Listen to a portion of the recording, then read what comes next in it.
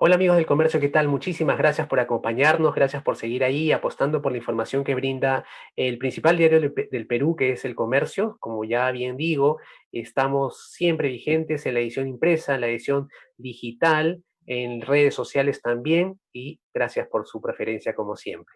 Esta vez me acompaña en pantalla Ricardo Cuenca, investigador principal del Instituto de Estudios Peruanos. Me acompaña también Carmen McEvoy, historiadora, especialista en historia política, intelectual y de la guerra. ¿Cómo están, señores? Espero que se encuentren bien. ¿Qué tal, Carmen? Buenas tardes, muchísimas gracias por la invitación. Gracias a ti. ¿Qué tal, Ricardo? ¿Cómo estás? Todo muy bien, muchas gracias y muy contento de estar aquí y compartir este momento con Carmen y contigo, por supuesto. Gracias. Para mí es un honor que ustedes me acompañen. Básicamente los hemos reunido en este espacio del comercio porque veo que han firmado un libro junto a Jorge Bruce y Alicia del Águila. Básicamente este libro se llama Afrontar el desastre, reflexiones sobre la pandemia en la sociedad peruana.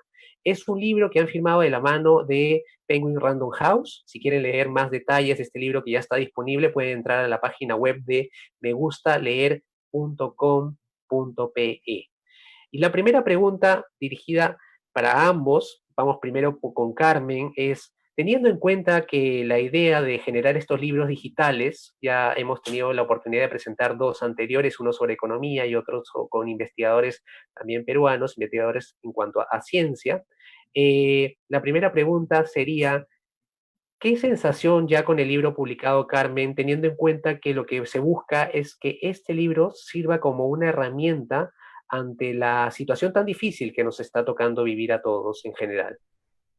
Bueno, yo creo que estamos viviendo como un cambio de era. O sea, cuando se escriba la historia de este momento, nosotros estuvimos aquí. O sea, así como hubieron momentos como la Revolución Francesa, el cambio de la Edad Media a la Edad Moderna, digamos, momentos así que marcan, ¿no?, a la humanidad. Yo creo que este es uno de esos momentos. Ahora, lo que es interesante es de que el Perú celebra su bicentenario en un cambio de era, ¿no? Entonces, esta coincidencia, digamos, ¿no? Que va a permitir qué tipo de república queremos para la nueva era, que ojalá sea mejor que la vivida, ¿no? Entonces, permite, digamos, el libro, como tú bien dices, es una herramienta para la reflexión. Y lo interesante es lo que, digamos, esta virtualización que se está produciendo justamente a raíz del confinamiento está permitiendo este tipo de conversaciones, ¿no? Yo estoy en Suani, ustedes están en Lima, pero sin embargo todos estamos unidos por esta preocupación de la pospandemia. ¿Qué va a pasar después, no? Entonces yo creo que el libro apunta a eso y yo creo que Ricardo y yo coincidimos, ¿no?, con esta posibilidad. O sea, Perú, problema y posibilidad. El problema terrible es esta pandemia que todavía no se va y probablemente vamos a tener que vivir con ella durante un tiempo. Y por otro lado, las posibilidades que se abren para la introspección, como yo menciono en mi ensayo, ¿no? Este confinamiento te obliga a pensar, ¿no? Y como sociedad, ¿qué tipo de república imaginamos, deseamos para esta nueva era que se abre, ¿no? Y yo creo que en ese sentido es una república mejor, es una república de iguales, es una república con oportunidades, con salud pública, con educación pública, con vivienda decente para miles de peruanos que ahora estamos, digamos, siendo testigos avergonzados de la situación tan terrible en la cual ellos tienen que afrontar esta pandemia. Entonces, si le damos, digamos, una vuelta a la tuerca, probablemente esta reflexión nos puede ayudar a construir una república mejor. Genial, Carmen. Ahora el turno de Ricardo. Ricardo, la misma pregunta que a Carmen. ¿Cuál es la sensación ya con el libro publicado? Finalmente termina siendo un libro que nos permite tener herramientas en una situación tan compleja como la que vivimos. Sí, a ver, yo coincido con Carmen en que estamos en un cambio. No tengo claro la magnitud de este cambio en perspectiva o cuánto efectivamente este cambio va a producir nuevos cambios, pero que estamos ante un cambio es inevitable. Entonces este libro es como una crónica del presente que da cuenta de ese momento de cambio, pero creo que también da cuenta de un examen tan duro que la pandemia le ha aplicado al Estado, a la sociedad, a la ciudadanía, al gobierno, a las capacidades que tenemos como sociedad y como república, ¿no? Y en este examen probablemente en un momento hemos salido desaprobados en algunas cosas, creo que en algunas otras cosas hemos salido aprobados. Tomando en consideración la historia reciente del país, las condiciones en las que el país ha afrontado la epidemia y está enfrentando la crisis sanitaria, efectivamente nos colocaba en una situación muy vulnerable, y a pesar de ello creo que hemos aprobado en algunas materias, digamos, y desaprobado en otras, ¿no? Y particularmente porque el libro, por lo menos creo que parte de una herramienta que es importantísima, que antes que dar una receta para solucionar algunos problemas, la mejor herramienta es saber o intentar comprender lo que nos está pasando para que luego podamos buscar cosas mucho más sólidas, ¿no?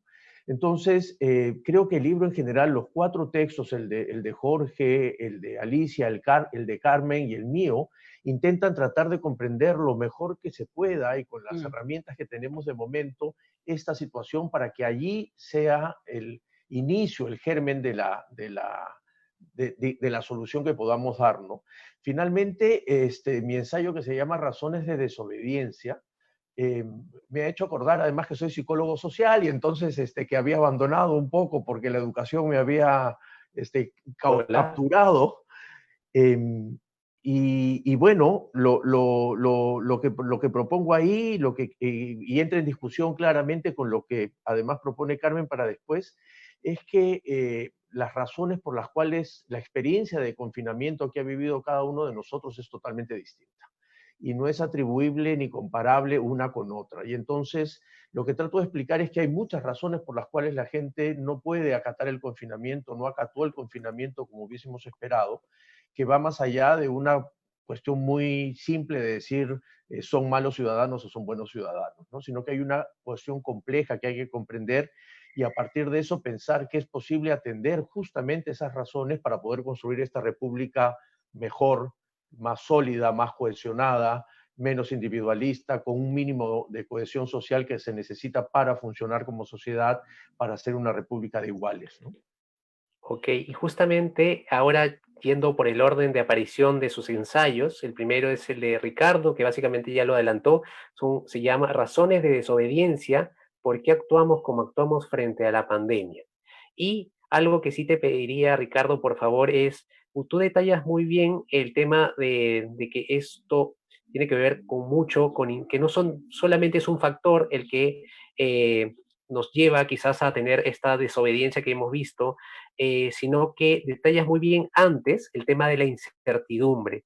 Sin caer en spoilers, por favor, porque a mí el libro me parece interesantísimo, los textos están muy, muy bien escritos. No sé si nos puedes detallar un poquito sobre por qué explicar con tanto detalle el tema de la incertidumbre antes de explicar lo demás.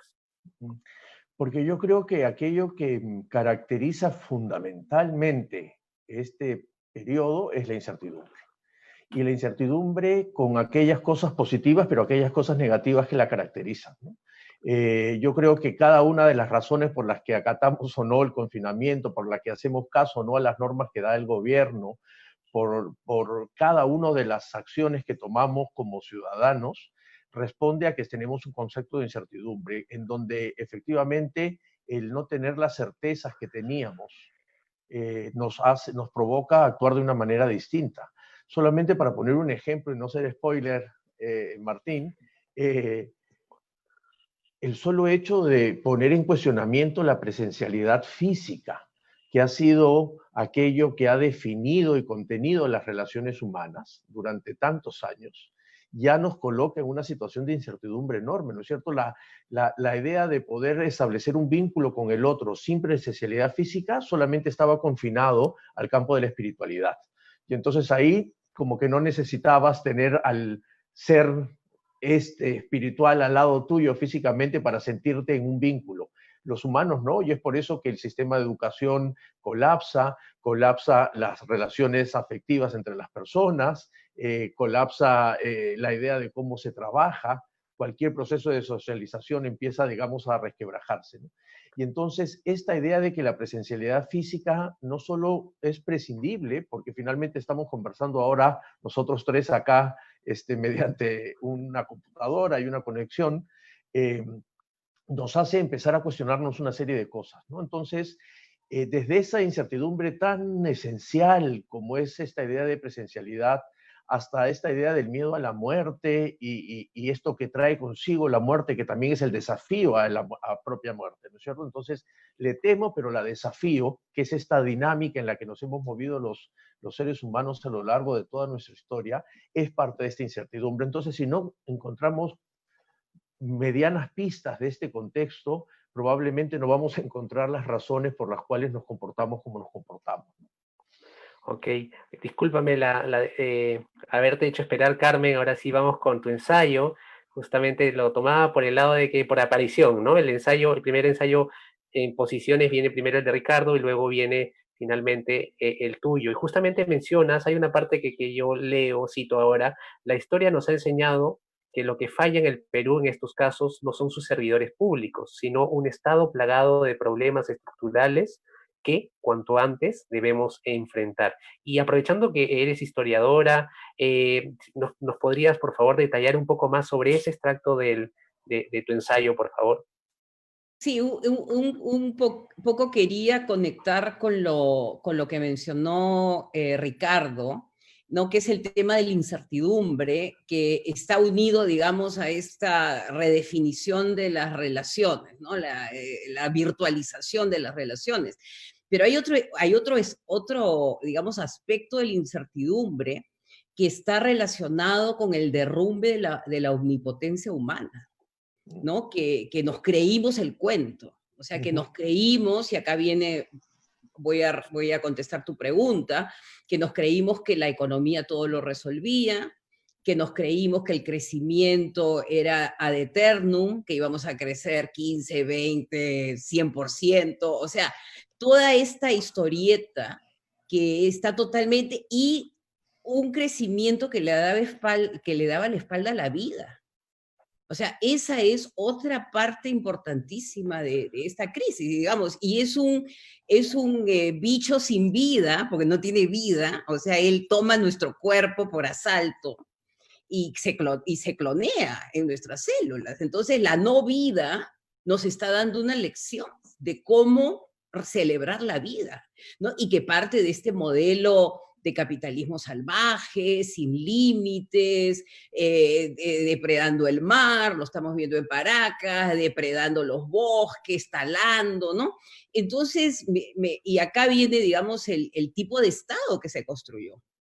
O sea, un tipo de Estado que siempre fue negligente. O sea, el Estado peruano no se ha caracterizado, digamos, por su humanidad. O sea, es un Estado que surge en la guerra, el siglo XIX es un siglo de guerras civiles, ¿no es cierto? Es un Estado, digamos, de sobrevivientes. Y los sobrevivientes van poco a poco alejándose de su humanidad, ¿no? Porque al final lo que les interesa en una guerra es destruir al otro y seguir viviendo, ¿no? Entonces, ese es el Estado, digamos, que hace 20 años apostó por un modelo económico del cual estamos viendo las consecuencias, ¿no? Que no inviertes en la salud, que no inviertes en la educación, que te interesa un pepino, que tu población vive en cerros que no tienen agua, que tienen que trepárselos. Entonces, ese es el Estado negligente, que lo que es más dramático es rico. O sea, tiene los recursos. ¿Y los recursos en qué se gastan? Se gastan en la transoceánica, en pagar la plata de los tubos, en tonterías. O sea, no hay prioridad, o sea, no se priorizan las necesidades. Y yo creo que acá, y un poco siguiendo lo que comenta Ricardo, la pandemia nos ha puesto en lo básico. ¿Y qué cosa es lo básico que necesitan los seres humanos? Educación, salud y vivienda. O sea, eso es lo básico. El resto son cuentas de vidrio, no sirven para nada. Entonces, yo creo que este Estado, y me gusta tu pregunta, tiene que reinventarse. O sea, acá no solamente es acusar a la sociedad civil como muy bien dice Ricardo, que tiene la culpa, que, no, que sale a vender. No, ¿qué ha hecho este Estado para dar, digamos, para cubrir las necesidades básicas, ¿no? Básicamente para tener a todos sus ciudadanos, digamos, en un banco de datos y saber dónde viven, dónde están, ¿no? Entonces, en ese sentido, es un Estado vetusto, es un Estado viejo, es un Estado inservible, que no puede en este momento enfrentar. Mira lo que está pasando en Arequipa. O sea, una ciudadana persigue al presidente para decirle que su esposo está en ese hospital y se está muriendo, ¿no? Entonces es un Estado que necesita, hay que confrontarlo, ¿no? Porque en mi ensayo, básicamente lo que yo planteo es, en la sección que introduzco, digamos, el tema de las plagas de Tito Flores, ¿no? En su libro Tiempo de Plagas, esta colección de ensayos, que él básicamente desnuda a la sociedad de los 70, de los 80, ¿no? La comienza a desnudar. Pero yo creo que en ese análisis él apuesta, digamos, por la participación de las personas, la participación popular, pero no toma en cuenta que el Estado también tiene que ser, digamos, confrontado, modernizado, tiene que ser, digamos, tiene que estar en manos de servidores públicos, modernos, responsables, comprometidos, ¿no? Entonces, esa parte de la ecuación debe ser parte de nuestra reflexión. O sea, no criticar al Estado, entrar a servirlo desde su... Y para eso tiene que haber un Estado que te apoye, que te ayude. ¿Me entiendes? Que las tramas delictivas no destruyan tu trabajo y te conviertan, digamos, en una persona frustrada, ¿no? Que no cree en nada. Entonces, por ese lado mi ensayo apunta a eso, a iluminar, digamos, los grandes problemas, porque la sociedad civil se defiende, como digo yo en mi ensayo, la sociedad civil siempre tiene sus ollas populares, la sociedad civil ve cómo organiza los barrios, pero el Estado hay que reclamarle, porque, digamos, tiene las posibilidades de darle a los ciudadanos, y somos un país rico. Entonces, en ese sentido, mi ensayo de república, la parte de repúblicas agrietadas, es justamente una república que, como digo yo, de repente la podemos resanar, ¿no? Con esta técnica japonesa y ver las marcas, o sea, no olvidarnos de que fuimos desiguales, de que fuimos racistas, pero a partir de eso seguir avanzando y construir, digamos, un Estado y una sociedad que puedan interrelacionarse de una manera armónica, ¿no? Claro, vamos a ahondar sobre esa técnica japonesa que me parece interesantísima y la mencionas en tu texto, pero ahora vamos con Ricardo. Justamente, Ricardo, mencionas, hay que redefinir nuestra manera, ya pensando en futuro, ¿no? Hay que redefinir nuestra manera de vivir socialmente, es necesario la cooperación y la solidaridad. ¿Nos puedes, por favor, detallar un poco sobre esa parte, Ricardo, por favor? Sí, claro, y además conectándolo con lo que menciona Carmen, porque yo creo que efectivamente esta idea de imaginarnos al nuevo Estado incluye imaginarnos también una nueva sociedad, porque Exacto. parte de esta idea de este Estado construido efectivamente no solo con los heridos de la guerra, sino con los perdedores de las guerras, ¿no es cierto? También terminó empujándonos a la construcción, sobre todo en los últimos 30 años, de una narrativa que ha acompañado al Estado en el que el éxito, la noción de éxito, ha sido aquella marca que nos han vendido y que todos nos hemos creído de alguna vez, ¿no es cierto? Claro, de un momento a otro, de una sociedad tan precaria, pasamos a tener grandes centros comerciales, signos de modernidad externa, con una idea de éxito enorme que empezó a colarse en esta vieja idea de marca Perú, ¿no es cierto? Todos quieren nuestra comida, todos quieren venir al Perú, tenemos todas estas ventajas y además crecemos económicamente, el boom es impresionante. Todo esto fue gestando una idea de éxito tanto en la sociedad como en el Estado, que construyó un discurso, un imaginario social, diríamos, en las ciencias sociales, ¿no? Un imaginario social de éxito, que es un imaginario social de éxito construido sobre bases muy débiles. Y por lo tanto, al primer remesón, esta idea de éxito empieza a derrumbarse. Y esta idea de éxito incluye servidores, como dice Carmen, públicos más comprometidos, pero también más profesionales. Cuando ahora ya no podemos ir para atrás y pensar que necesitamos esa burocracia del Estado, que podemos prescindir de ella, o que sencillamente lo que hace es trabar las cosas. Necesitamos construir una burocracia beberiana, digamos, ¿no? Esa buena que ponga en práctica las decisiones del Estado para que funcione el Estado. Y en ese sentido también creo que aparecen dos ideas nuevas hacia el futuro, donde podríamos empezar a construir cosas sin olvidar estas grietas de las cerámicas que menciona Carmen. Y solo menciono dos, que ha habido ya la posibilidad de imaginarnos el valor de lo público nuevamente, ¿no es cierto? Exacto. En un país donde lo privado se había incorporado a este imaginario social de éxito, empieza a darse cuenta que necesita del Estado y lo público tiene un valor. En 3 meses, en Lima, hay más de 150.000 niños y niñas que han pasado de la escuela privada a la escuela pública, porque la escuela privada de bajo costo, inclusive en la que estaban, no la iban a poder pagar, y entonces voltean y tienen que ir al Estado, a ese Estado que probablemente no se sentían tan cercanos y que ahora es su única opción de seguridad, ¿no es cierto? O la idea de lo colectivo, es decir, aquellas prácticas de ollas comunes que probablemente han funcionado mejor entre las clases populares porque han sido la respuesta a una necesidad concreta, también se empiezan a expresar de formas colectivas distintas en otros espacios sociales, en otros niveles socioeconómicos, en otras clases, y entonces empiezan a aparecer solidaridades en un edificio muy aparente, de nivel socioeconómico alto. Habían letreritos que decían, oye, si no puedes irte a comprar, porque no puedes salir, voy a ir a comprar yo y te compro algo si lo necesitas. Algo que el individualismo había escondido de alguna manera. Entonces, por eso es que creo que también mirar hacia adelante esta construcción del Estado implica también mirar por delante una relación de cambios en la sociedad, pero también en la relación de ambos. Es decir, la relación gobierno-ciudadanía no puede ser la misma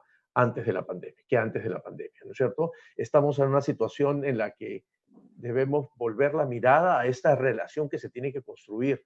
La vieja discusión de repúblicas son ciudadanos o ciudadanos sin república no debería tener más sentido en este momento, ¿no es cierto?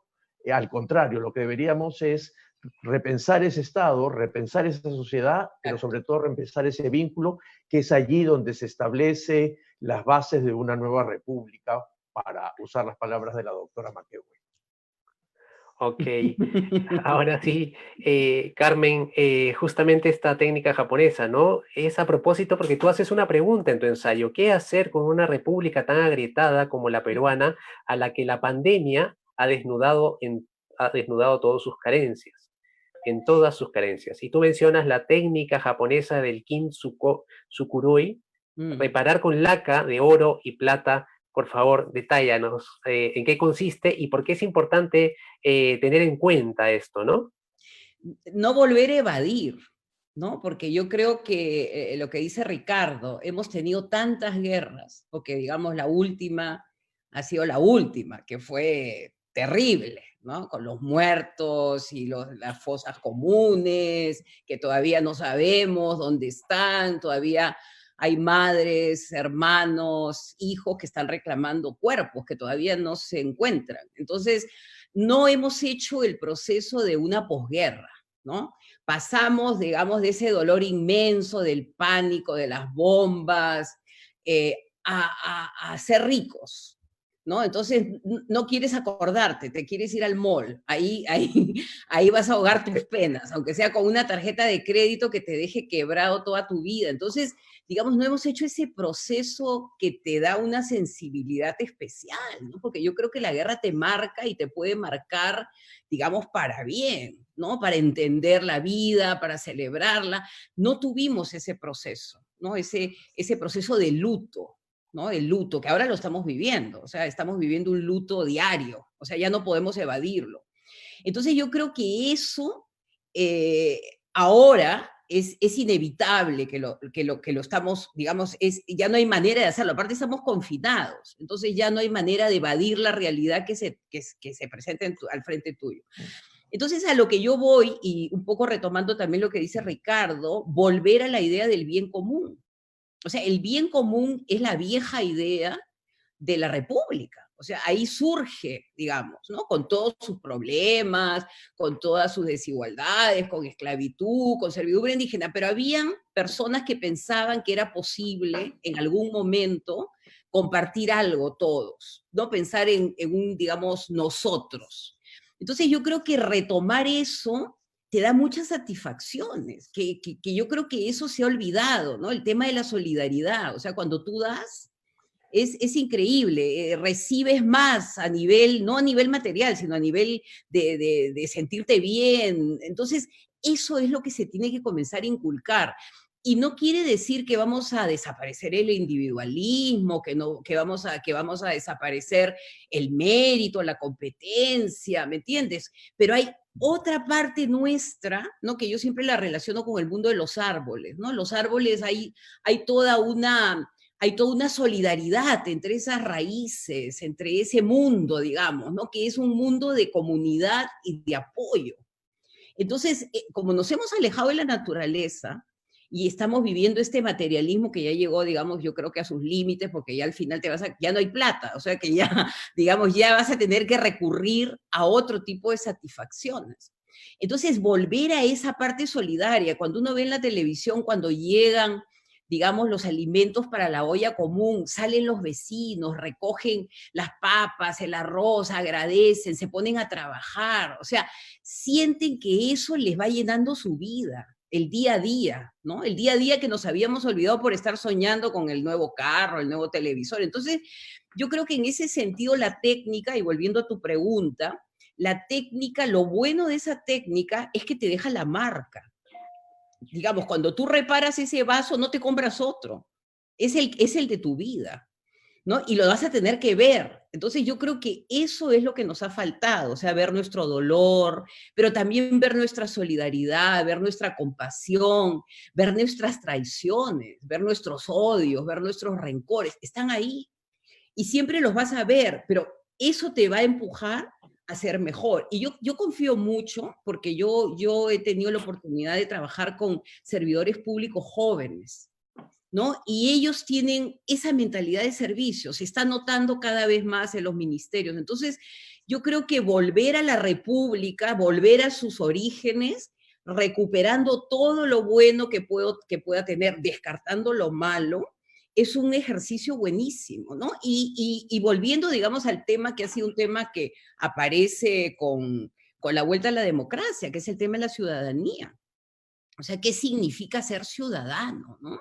La idea de la participación, la idea de los deberes con el Perú, ¿no? Porque mucho se habla, ¿no? Cuando se han hablado, digamos, de un poco las ideas de los 70, ¿cuáles son mis derechos? ¿Cuáles son tus deberes? ¿No? Entonces, voltear un poco la pregunta y comenzar a trabajar, como dice Ricardo, en una sociedad, porque tú no puedes vivir en medio del hambre, no puedes vivir en medio de la miseria ajena, o sea, nadie puede ser feliz en una situación así. Entonces, si todos trabajamos para que todos tengamos un nivel, digamos, de felicidad, que es otra palabra, digamos, que viene con el republicanismo del siglo XIX, ser felices. ¿No? Entonces, no podemos ser felices solos, tenemos que ser felices, digamos, si todos de alguna manera están siendo felices con nosotros. Entonces, hay mucho que pensar, hay mucho que reflexionar, hay mucho que rectificar, hay mucho que perdonar, ¿no? Y hay mucho por avanzar. Entonces, yo pienso que si esto, y era lo que estábamos hablando con Ricardo antes que empezara la conversación, si comienzan foros, en los cuales se comienzan a discutir temas como racismo, desigualdad, Estado moderno, servicio público, quizás vamos a tener todos los instrumentos conceptuales para que cuando salgamos de la pandemia comencemos todos desde su propio espacio a construir una sociedad mejor.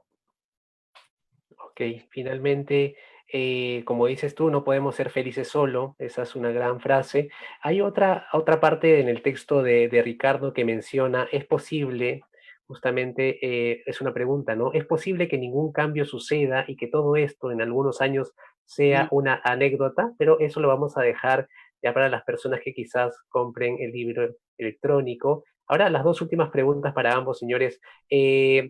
Justamente Ricardo mencionaba al inicio de su ensayo, estamos llenos de hipótesis en estos momentos a nivel Sí. de la pandemia. Y la pregunta precisa es, ¿están muy lejos aún las certezas en general sobre esta pandemia, sobre la sociedad peruana, Ricardo? Sí y no, ¿no es cierto? A ver, por el lado que sí es porque creo que de alguna manera se está mostrando lo que la historia ya empezó a mostrar, ¿no? Yo justo estoy trabajando un texto junto con un colega en el instituto que da cuenta de la trayectoria de los derechos en estos 200 años, y el Mm. ejercicio ciudadano ha sido muy discontinuo, muy tardío en algunos momentos a lo largo de la historia del Perú, por lo menos la historia del Perú republicano. Y entonces creo que estos momentos tan excepcionales y tan intensos son la muestra de no haber trabajado durante tantos años estas discontinuidades o estas formas tardías y tan diferenciadas y desiguales de ejercicio ciudadano y reconocimiento ciudadano. Entonces, por ese lado, yo creo que efectivamente lo que tenemos es algunas de esas certezas, ¿no es cierto? No hemos construido una ciudadanía completa en el amplio sentido de la palabra.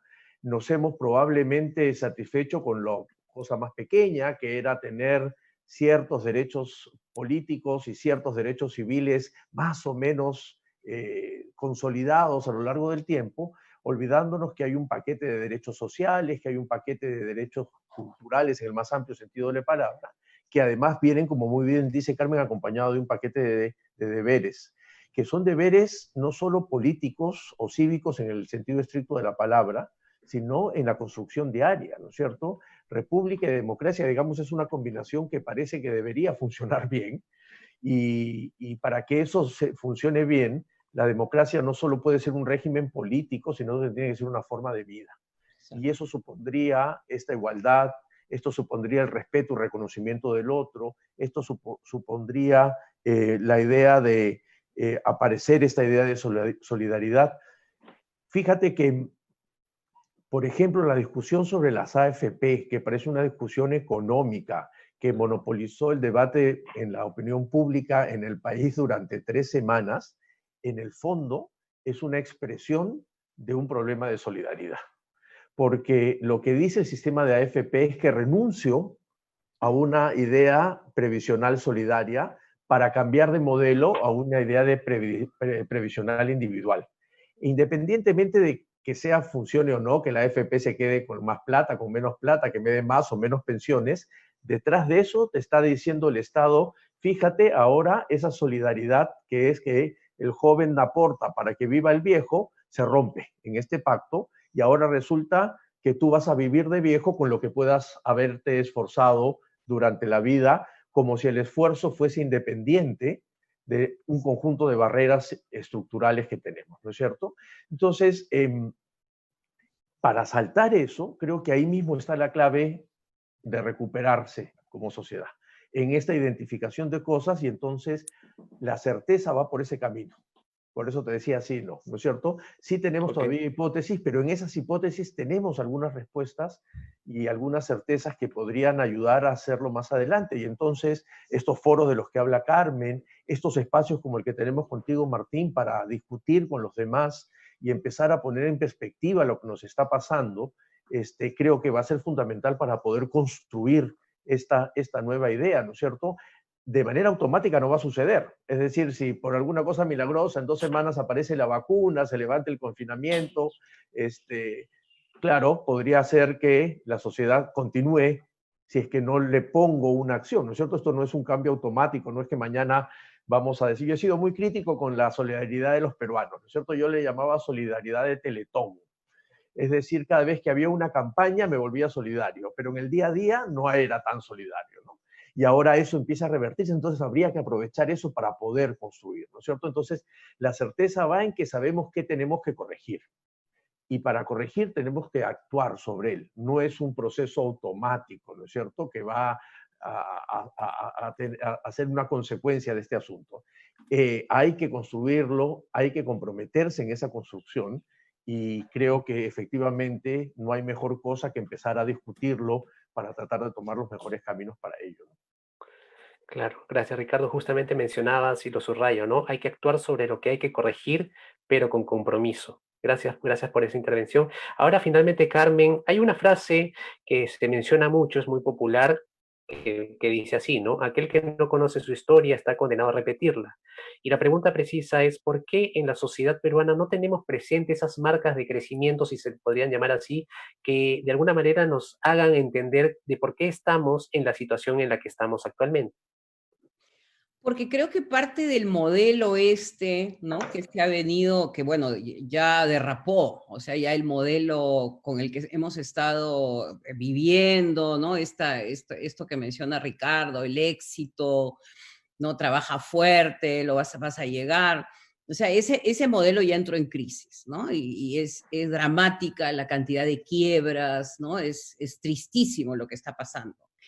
Entonces yo lo que creo que parte del modelo fue borrar la memoria, ¿no? Entonces la memoria, digamos, la memoria histórica es la que tú vas llevando contigo, es tu bagaje identitario, ¿no es cierto? Es tu ancla, ¿no? Y este modelo básicamente era como que te disolvía, ¿no? Te disolvía en una sociedad de consumidores, ¿no? Entonces no había ciudadanía y había consumo, ¿no? Había consumo individual, no había ningún tipo de solidaridad en el consumo, ¿no? Salvo correr y tratar de agarrar el televisor que estaba en oferta dándole un empujón al que estaba a tu costado, ¿no? Entonces, digamos, ese consumismo no necesitaba de la memoria. Entonces yo creo que ha habido también, digamos, y es algo que también vamos a tener que reflexionar en el currículum escolar, o sea, cuál es el peso que se le está dando a la historia, cuál es el peso que se le está dando a la historia de manera cronológica, no fragmentada, porque cuando tú aprendes de manera fragmentada no puedes seguirle la pista a los procesos. ¿Qué lugar se le está dando a las fuentes? Hay una conversación entre un niño peruano y Vizcardo y Guzmán escribiendo las cartas de los españoles americanos en el exilio y tratar de entender ese exilio y el dolor de ese exilio. O sea, yo fui formada en la época del sesquicentenario y mis profesoras llevaban los tremendos volúmenes y yo me acuerdo que nos identificábamos, ¿no? Porque nos leían textos, entonces yo creo que eso se ha perdido. Yo creo que un tema al que hay que volver es la enseñanza de la historia, cómo se está enseñando la historia. Y no quiero pretender que se construya un relato épico ni heroico, sino como tú dices, cuáles son los hitos, cuáles son los momentos, qué pasó con Juan Bustamante, que lo matan justamente por defender los derechos de las comunidades, ¿no? Que estos momentos, Santiago Antúnez de Mayolo, un genio, un científico, o sea, ir poniendo hitos, que parece mentira, biográficamente el alumno va entendiendo y tú después lo contextualizas con su momento, con la represa y con todo lo demás. Entonces yo creo que ese contar nuestra historia nos ha sido robado por A, B, C motivos, hay que explorarlos, hay que ver en qué momento entraron editoriales que vienen de afuera, con sus propias técnicas, no es que las esté criticando, pero digamos, nos trajeron un modelo que nosotros debimos confrontar y decir, mira, nosotros vamos a enseñar de esta manera, con esta fuente. Bueno, esa es una parte. La otra, yo creo que está relacionada con el tema del diálogo, ¿no? Que es una sociedad que, digamos, como es una sociedad de guerra y posguerra, te vas al consumo, pero no resuelves el problema de la reconciliación y del diálogo, ¿no? Lo que significa que tú y yo podemos pensar diferente, pero hay ciertas cosas en las que nos vamos a entender como peruanos, ¿no? Y vamos a dejar nuestras diferencias para sentarnos a pensar un Perú mejor. Entonces, trabajar en el diálogo, trabajar en el respeto de la opinión de los demás, que esto se ha perdido, digamos, en las redes, ¿no? Con estas pugnas diarias, hoy día se pelean sobre una cosa, mañana es otra, pasado mañana es otra. Entonces, aprender a escuchar es digamos, otra virtud que hay que comenzar a fomentar entre los niños, escuchar al otro, darle su tiempo, ¿no? Entonces, yo creo que eso es fundamental. Y algo que dice, que lo que decía Ricardo, ¿no? Y acá probablemente ya estamos terminando con el tiempo. Yo creo que una de las razones por las cuales las AFPs toman por asalto, digamos, el sistema previsional, es porque falla el Estado en resguardar los dineros de la seguridad social que se le dio. Recuerda la crisis en la cual se liquificó todo, ¿no? Tú ibas a ver qué pensión ibas a tener y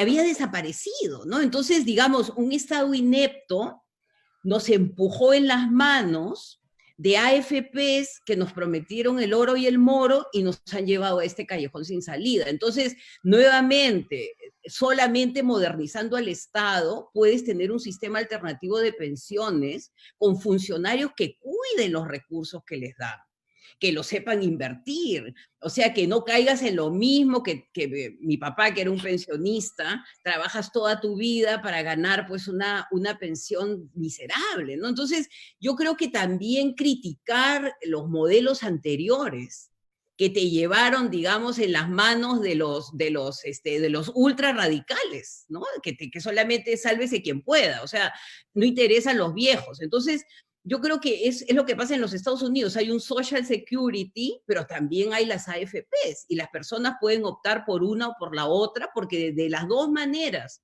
van a recibir sus pensiones. Entonces yo creo que el diálogo es algo fundamental y nuevamente la modernización de la educación, la importancia de la historia para formar identidad y para formar arraigo, ¿no? Porque yo creo que cuando tú tienes personas arraigadas en su pasado, en su historia, su interacción va a ser de hermanos, o sea, una hermandad, ¿no? Porque al final todos somos peruanos, pero tú tienes que crear esa hermandad y eso tiene que ser a través de la escuela y yo creo que Ricardo más que nadie sabe que es la escuela el lugar donde se forman las identidades, ¿no? Entonces la vuelta a la historia, un poco para terminarla con la pregunta, yo creo que la vuelta a la historia y un poco revisar qué tipo de historia estamos contando y las historias regionales, ¿no? Rescatar, digamos, las historias regionales para que ellos, digamos, con la independencia se sientan contentos de que en Chachapoyas también se dio una batalla, que en Pasco se dio otra. Yo creo que es un elemento fundamental en este modo reflexivo al que la pandemia nos está afortunadamente llevando, ¿no?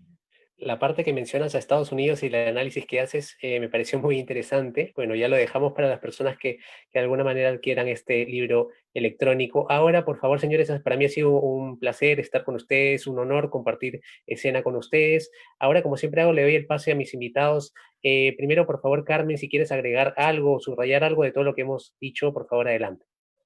No, simplemente tener esperanza, tener fe.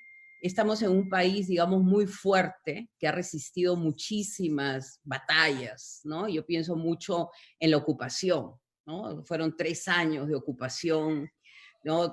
La amputación territorial, 500 millones de dólares para el siglo XIX, serían 5.000 millones quizás de ahora, quizás más, ¿no?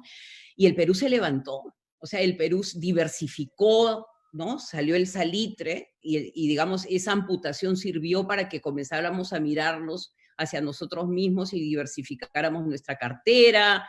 Entonces, y fuimos avanzando, ¿no? Y a principios de siglo nuestro crecimiento era mayor que el crecimiento de Chile, ¿no? Era esta paradoja, ¿no? De que a pesar de haber perdido, Manuel Pardo decía, Perú, país de las maravillosas convalescencias, ¿no? Es un país, digamos, que tiene esa energía, ¿no? Esa fuerza telúrica, digamos, que hace que salgas, ¿no? Tú ves a los ambulantes que salen a vender, que salen a ganarse la vida, ¿no? Este amor por el trabajo.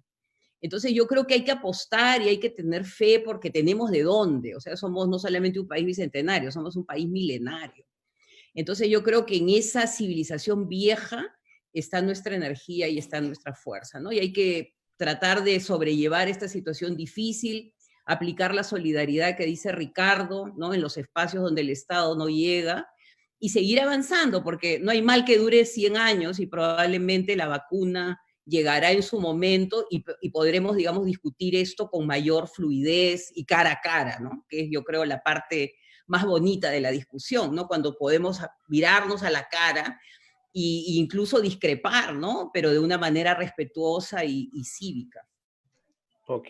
Ricardo, por tu parte, algo que agregar, algo que subrayar, por favor, adelante. No, nada más agradecerles muchísimo el espacio. Como siempre, han surgido miles de ideas en la conversación con Carmen. Siempre uno se inspira para poder sacar más cosas para más adelante y para seguir pensando. Solamente dos ideas finales muy, muy precisas. Una, esta idea que coincidimos de fortalecimiento del Estado. Es decir, si este Estado no se fortalece, probablemente no vamos a haber aprendido la lección, ¿no? Porque efectivamente, así como esta discusión sobre las AFP, podríamos decir la discusión por el modelo en general, es decir, aparece porque hay las condiciones para que aparezcan, ¿no es cierto?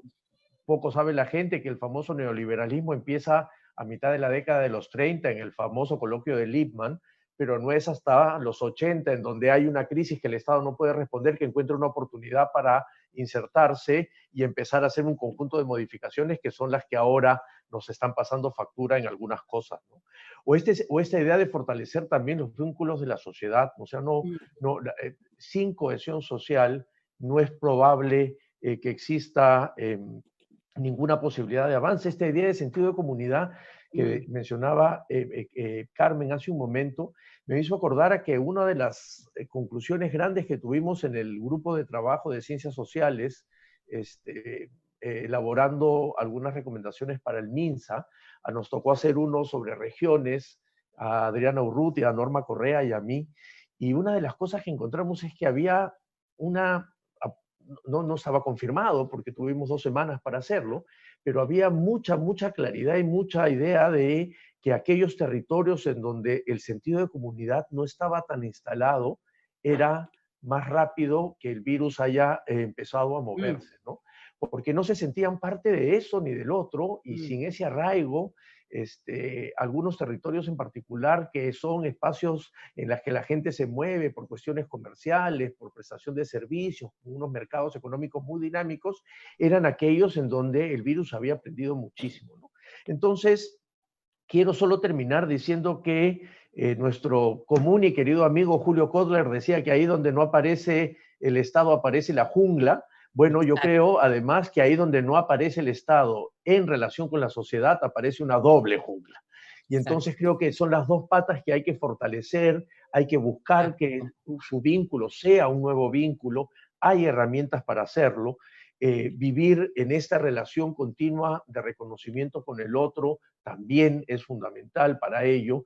Y entonces, así como decía Tito Flores, ahora que Carmen ha citado uno de los textos de él, que discrepar también es una forma de acercarse. Exacto. Y si lo entendemos así, creo que esta situación podemos seguir lamentándonos por qué estamos donde estamos y cómo estamos, pero también tenemos la posibilidad de imaginárnoslos como una oportunidad para construir mejores cosas hacia adelante. Exacto. Genial, señores. Les agradezco mucho su tiempo. Estuvimos con Ricardo Cuenca, él es investigador principal del Instituto de Estudios Peruanos, y con Carmen McEvoy, ella es historiadora, especialista en historia política, intelectual y de la guerra. Ellos han firmado junto a Jorge Bruce y Alicia del Águila un libro digital llamado Afrontar el desastre, reflexiones sobre la pandemia en la sociedad peruana, todo esto de la mano del grupo editorial Penguin Random House. Si quieren saber más sobre este libro digital, pueden entrar a la página web megustaleer.com.pe. Les agradezco nuevamente, gracias por todo, gracias a las personas que nos han acompañado, esperemos haberles servido con las ideas que se han expuesto en este espacio. Gracias también a Julio Melgarejo por haber hecho posible la transmisión. Y nada más, conmigo será hasta mañana, nos vemos, y por favor, como siempre les digo, si pueden, quédense en casa. Hasta luego. Gracias, Martín. Gracias. Chao. Chao, chao.